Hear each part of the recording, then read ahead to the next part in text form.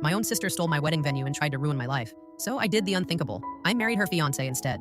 I know it sounds crazy, but let me start from the beginning. My sister Mia has always been the golden child. The prettier one, the louder one, the dramatic one.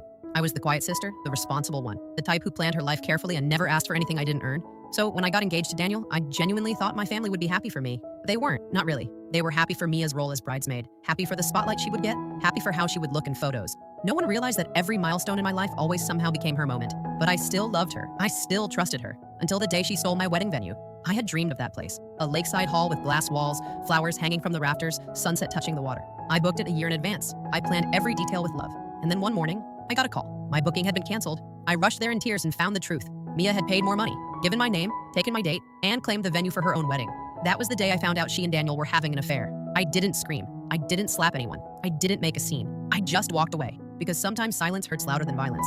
But that same night, something unexpected happened. Jason, Mia's fiancé, showed up at my door. He had discovered their betrayal too. They weren't just cheating on us. They had been planning to leave us at the altar while everyone watched. He looked heartbroken. But behind the heartbreak, there was a quiet strength. We talked. We cried. And maybe it was trauma or fate or something bigger, but in that conversation, I realized something.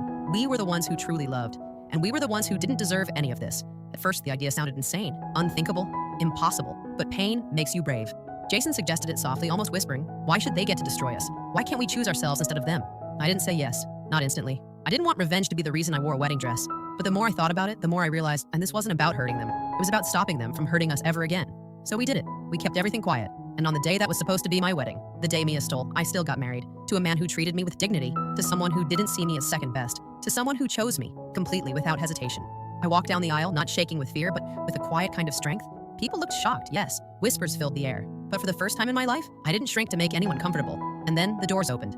Mia walked in wearing her wedding gown, expecting applause, expecting admiration, expecting a spotlight she didn't earn. She saw me at the altar and screamed like someone had stolen oxygen from the room. She tried to drag me away. She tried to humiliate me in front of everyone. She called me a thief, a liar, a monster, and I didn't respond, because reacting to chaos gives the chaos power.